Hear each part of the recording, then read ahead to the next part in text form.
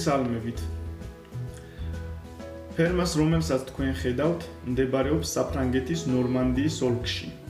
ხოლო ჩვენ გახლავართ ორგანული სოფლის მეურნეობის, ანუ პერმაკულტურის მიმდევარი ფერმერები საფრანგეთიდან. დღეს ჩვენ ვაპირებთ მოგიყვეთ პერმაკულტურის შესახებ. ეს ფილმი ეძღვნება ისეთ პოპულარულ კონცეპტუალურ მიმდინარეობას, რომელსაც პერმაკულტურა ეწოდება. Nous sommes paysans en Normandie.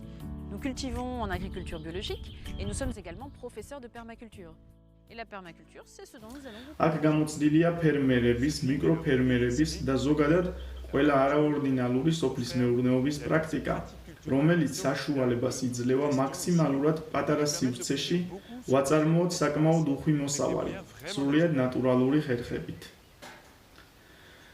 პერმაკულტურის არსი მდგომარეობს იმაში, რომ იგი ბუნებას იყენებს როგორც მოდელს. აქ ბუნება მთავარი მასწავლებელია. რატომ? იმიტომ, რომ ბუნებაში ღვთის მიერ ჩადებული ლოგოსური ძალები გნებავთ საზრისები, დამოუკიდებლად ადამიანისა მოქმედებენ და წარმოქმნიან სიცოცხლეს. მთარგმნელს პარალელის სახით მომყავს ციტატა სახარებიდან. რამე თუ თავით თვისით, ქვეყანაი ნაყოფსა გამოიღებს. მარკოზი 4:28. ეს იმასაც ნიშნავს, რომ ბუნებას თავად შეუძლია დაძლიოს მრავალი წინააღმდეგობები, ებრძოლოს დაავადებებს, გამოიმუშაოს თავდაცვის საშუალებები, ჩვენგან დამოუკიდებლად ყველანაირი ქიმიური და სხვა ხელოვნურ-ტექნოლოგიური ჩარევების გარეშე. შეიძლება ითქვას, რომ ბუნება ესაა საოცრად ტევადი და საუკეთესო სახელმძღვანელო ჩვენს სამეურნეო და ხშირად ყოფით პრობლემათა გადაჭრისათვის. პერმაკულტურა გვთავაზობს, ბუნება გამოვიყენოთ როგორც მაგალითი და ვისწავლოთ მისგან. რათა ჩვენს მიერ შექმნილი ეკოსისტემა გავდეს მაქსიმალურად ბუნებრივს და პროცესები ლოკალურად ჩვენს სამეურნეო და საყოფაცხოვრებო სივრცეში მიმდინარეობდეს ისე, როგორც ეს ბუნებაში მიმდინარეობს. ამისთვის ადამიანს უნდა ესმოდეს ბუნებრივი გარემოს, ეკოსისტემის და მასში მიმდინარე პროცესების უაღრესად დიდი მნიშვნელობისა.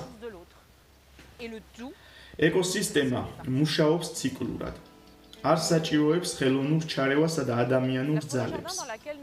შესაბამისად, ჩვენს მიერ ხელოვნურად შესაქმნელ სივრცეში, რომელიც პერმაკულტურული სისტემის მიხედვით გვინდა მოვაწყოთ, მხოლოდ თავდაპირველად გვჭირდება გარკვეული ძალისხმევისა და ენერგიის გამოყენება, სანამ ეკოსისტემა გახდება ავტონომიური და სიცოცხლისუნარიანი. ეკოსისტემის მთავარი საიდუმლო კი მდგომარეობს იმაში, რომ მისი შემადგენელი თითოეული კომპონენტი საერთო სასიცოცხლო კავშირშია მთლიანთან და ეხმარება მას. ისევე როგორც მთლიანის მდგომარეობა განსაზღვრავს მასში შემავალი თითოეული კომპონენტისას. ეკოსისტემის თითოეული ელემენტი საზრდოობს სხვადასხვა ელემენტებისგან და თავადაც სასარგებლოა დანარჩენებისთვის. ეს ტყე-ბაღი, რომელსაც ახლა ხედავთ, გახლავთ ველური ბუნების იმიტაცია. ნატურალური ეკოსისტემა იძლევა ორჯერ მეტ ბიომასას ჰექტარზე, ვიდრე კულტივირებული სასოფლო-სამეურნეო სისტემა. და რაც ყველაზე მთავარია, ეს ხდება სასუქების, მოხნის, მორწყვის და ყველანაირი ადამიანური ჩარევების გარეშე. აღნიშნული სისტემა სრულყოფილად გამოხატავს პერმაკულტურის არსს. ბუნებას ვიყენებთ როგორც მოდელს ჩვენს საარსებო საჭიროებებისთვის ეკოსისტემის დაზიანების გარეშე. ნატურალური ეკოსისტემის სიმდიდრე დამოკიდებულია მის მრავალფეროვნებაზე.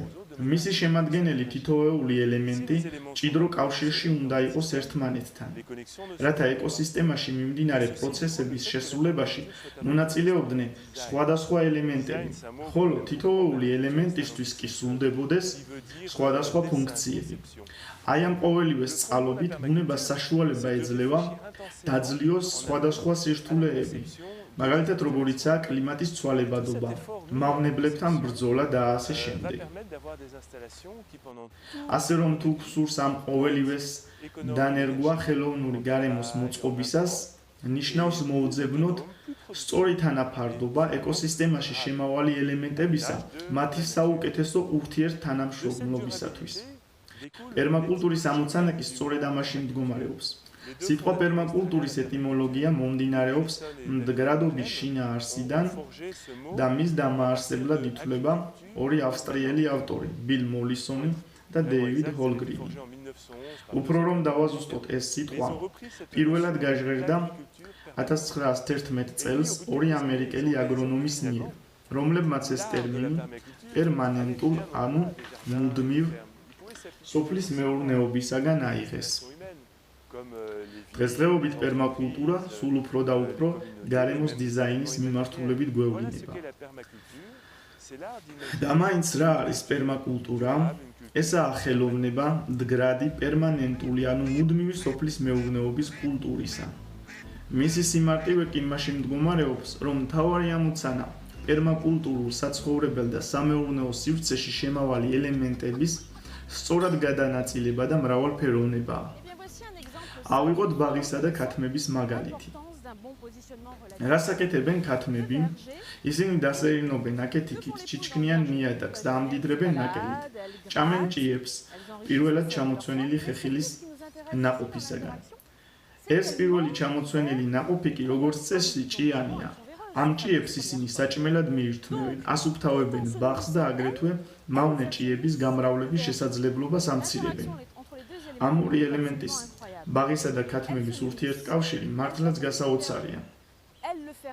ისინი კვებავენ და ეხმარებიან ერთმანეთს, რის შედეგადაც ორივე ელემენტი მოგებულია. ამ ურთიერთდამოკიდებულებით მიიღწევა სარგებლიანობის მაღალი მაჩვენებელი. შესაბამისად, საქათმე ახლოს უნდა განთავსდეს ბაღთან პერმაკულტურის დიზაინის პროცესში და აგრეთვე ამ ყოველივეს შეხედო, როგორც სასიამოვნო ბავშვებისთვისაც სახალისო თანაცხოვრებას შინაურ ცხოველებთან მიმართებაში. მაგალითად, აქ ამ სათბურში მოწყობილი გვაქვს საქათმე. საქათმე სათბურში თითქოს სრულიად შეუსაბამოა, მაგრამ ის რამოდენიმე ერთობ მნიშვნელოვან ფუნქციას ითავსებს. მათ შორის ერთ-ერთი მნიშვნელოვანი კომპოსტის ადგილზე დამზადება. ჩვენ აღარ დაგვჭირდება გავიტანოთ მცენარეების ნარჩენები პარნიკის გარეთ. კომპოსტის ნარჩენები ფაქტიურად ადგილზე აღმოჩნდება. ქათმებს უფასოდ გამოვკვებავთ და მდიდარ კომპოსტსაც მივიღებთ. ჩვენ ქათმებს მივაწვდით ბალახეულს, კიტრის ნარჩენებს. ისინი კი ქექავენ, ანოყივრებენ ნაკელით, ამდიდრებენ მიკროორგანიზმებით და შედეგად ვიღებთ საუკეთესო ხარისხის კომპოსტს. გარდა იმ საკვების საშუალებებისა, კვერცხი იქნება ეს თუ ხორცი, ჩვენ აგრეთვე ვიყენებთ მათი სხეულის ტემპერატურას სათბობის გასათბობად. მართალია ქათმები ამისთვის მცირე ზომისანი არიან, მაგრამ ზამთრის ცივ ამინდებში შეგვიძლია შევიყვანოთ ცხვრებიც, ღორებიც და ვირიც კი, რათა სათბური ყინვისაგან დავიცვათ.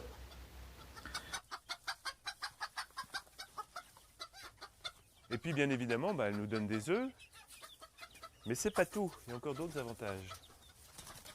Un autre intérêt de notre fameux poulailler, c'est que la chaleur corporelle des animaux en hiver est intéressante pour contribuer à avoir un climat un petit peu plus agréable dans la serre.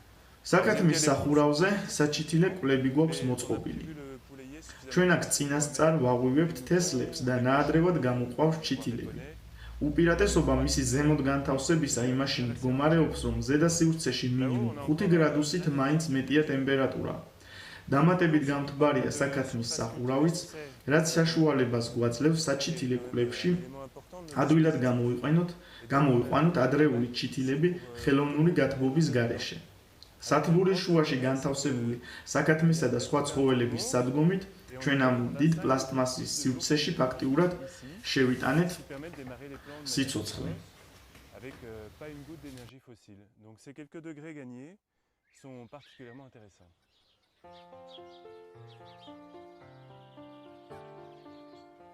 En positionnant des animaux au cœur de la serre, on a cherché à renaturer cette espèce de grande bulle de plastique qui est bien évidemment très artificielle par nature, mais néanmoins très importante pour nous parce qu'on est en production 12 mois sur 12.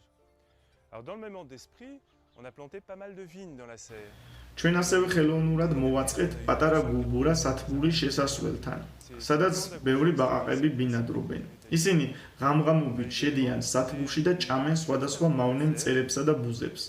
დილაობით კი კვლავ გუბურაში გვხვდებიან. ამგვარი გადაწყვეტა გვიჩვენებს პერმაკულტურის მნიშვნელოვან პრინციპს. თითოეული ელემენტი მთლიან სისტემაში ასრულებდეს ერთდროულად რამოდენიმე მნიშვნელოვან ფუნქციას. ქათმების მიერ შესრულებული ფუნქციებია დაგვეხმარონ კომპოსტის წარმოებაში, მოგცენ კვერცხი და ხორცი, გაათბონ სათბური, ნაკელით გაამდიდრონ ნიადაგი და ჭამონ მავნე ჭიები და მწერები, რომლებიც სათბურში შეღწევას ცდილობენ. თუმცა ჩვენ მხოლოდ ქათმებზე დამოკიდებული როდი ვართ. იმისთვის რომ ბაღსა და ბოსტანში შევამციროთ ლოკოკინების რაოდენობა, ყავს ინდური ჯიშის სიხვები. ისინი იკვებებიან ლოკოკინები და ცხოვრობენ ბაღში. ხელოვნურად მოწყობილ გუბურის შუაში მათ გავუკეთეთ მოტივტივე სახლიც კი. პერმაკულტურა ფაქტიურად ბუნებაზე დაკვირვების შედეგია. ჩვენ ნედლეული მასალა, ტექნიკა და საწვავი ჩავანაცვლეთ ინტელექტით, მოთმინებითა და გულისყურით დაკვირვებით ბუნებაზე. ეს გახლავთ გარემოს გულდასმით გამოკვლევის შედეგად შექმნილი დიზაინი. ესაა დროში თანმიმდევრული გარემოსა და მასში შემავალი ცოცხალი თუ არაცოცხალი ელემენტებისა და რესურსების საფუძვლიანი კვლევის პროდუქტი. პერმაკულტურული სისტემის შექმნისას, როცა საქმე დიზაინს ეხება, მთელი ძალისხმევის ჩადებაა საჭირო იმისთვის, რომ სისტემა გახდეს დამოუკიდებელი, რეგენერაციის უნარის მქონე და ნაყოფიერი. გახდე პერმაკულტურისტი ნიშნავს ისწავლო ბუნებისგან და გაიგო, თუ როგორ ფუნქციონირებს ის. პერმაკულტურა უნდა წარმოვიდგინოთ როგორც გარკვეული მეთოდების ერთობლიობა, რომლებიც საშუალებას გვაძლევენ აღვადგინოთ დაზიანებული ეკოსისტემა და ბალანსი. და ისე მოვაწყოთ ჩვენი სურვილი სამება, რათა იმუშაოს ჩვენსავე სასარგებლოდ მომგებიანად ბუნების დაზიანებისა და ზოგადად ზედმეტი სოციალური პრობლემების გამოწვევის გარეშე. აქ მე მაქვს ყველა ის საჭირო იარაღები, რაც ამ საქმის განხორციელებისთვის მჭირდება. პერმაკულტურაში რაც მომწონს არის ის, რომ მე მჭირდება მაქსიმალურად მცირე და იაფი ტექნიკური საშუალებები. ჩვენ აქ ყველაფერს ვაკეთებთ ჩვენივე ხელით, ძალიან მარტივი და მოძველებული სამუშაო იარაღების გამოყენებით, რომელიც ყოველი ადამიანისთვის ხელმისაწვდომია. ეს სულაც არ გვიშლის ხელს ვიყოთ პროდუქტიული, დროისა და ენერგიის დაზოგვის და რაც მთავარია, ნატურალურობის თვალსაზრისით.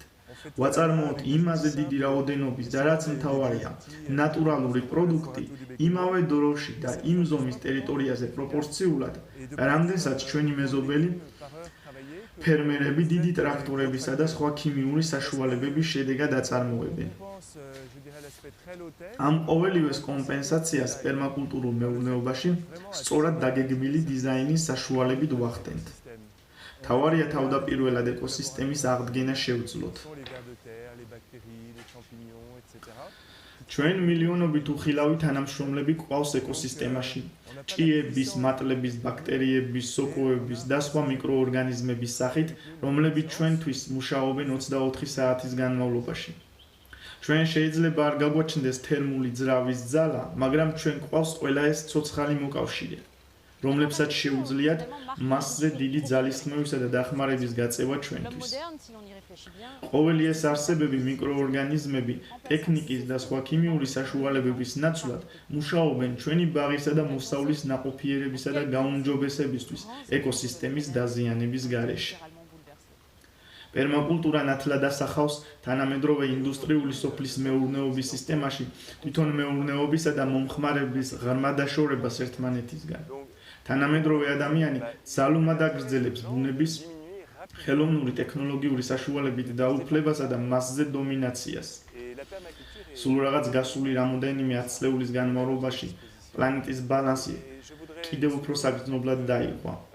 ჩვენი ცხოვრების მომხმარებლური სტილი და მზარდი ურბანისტული ვექტორი ღრმა ეკოლოგიურ ნაკვალევს ტოვებს ჩვენს პლანეტაზე, რომ აღარაფერი ვთქვათ სოციო-კულტურულ სფეროსა და ჯანმრთელობაზე. შესაბამისად, პერმაკულტურა საუკეთესო გზაა ვექტორის საპირისპიროდ შეტრიალებისთვის. პერმაკულტურა არაა უბრალოდ რაღაცა უნარჩვევებისა და საშუალებების დაგროვება. ესაა კონცეპტუალური სისტემა, მნიშვნელოვანი წვლილი შევიტანოთ ეკოსისტემის მთლიანობის აღდგენასა და გაჯანსაღებაში. პერმაკულტურული მეურნეობის მიხედვით, ჩვენ ასევე შეგვიძლია ვისაუბროთ ადამიანისა და შრომის ურთიერთდამოკიდებულების გაჯანსაღებაზე. თუნდაც იმაზე, რომ შრომა გახდეს სასიხარულო და ბედნიერების მომცემი, შენსავე ხელით მოწყობილ სივრცეში, შენსავე ბაღსა და ეზოში. გაიზარდოს ბედნიერების ინდექსი ოჯახში, ბაღი და ფერმა გახდეს არა მხოლოდ ფულადი ინტერესისა და ბიზნესის, არამედ სულიერი კულტურული, ინტელექტუალური, სპორტული მოღვაწეობისა და დასვენების ადგილი. ჩვენ დიდი ხნის განმავლობაში ვეძებდით საუკეთესო მოდელს ბუნებასთან თანამშრომლობისა, სადაც არა მარტო ჩვენ, არამედ მომავალი თაობებიც იქნებოდნენ გათვალისწინებული. როცა ჩვენ პერმაკულტურას პირველად გავეცანით, აღმოვაჩინეთ, რომ რასაც ჩვენ ვეძებდით და გვსურდა, თითქოს ერთად მოიყარა თავი პერმაკულტურის კონცეფციაში, რომელიც მათმა დამფუძნებლებმა ბილ მოლისონმა და დეივიდ ჰოლგრენმა ჩამოაყალიბეს.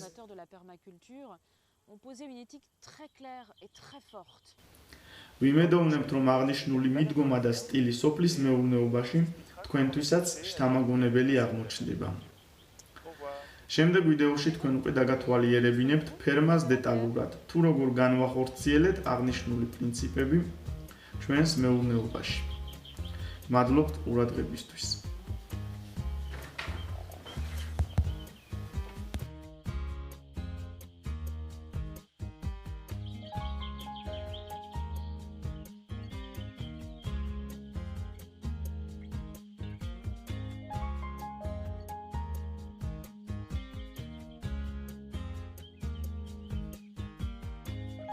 Cette série de films met en image notre livre Permaculture, guérir la terre, nourrir les hommes.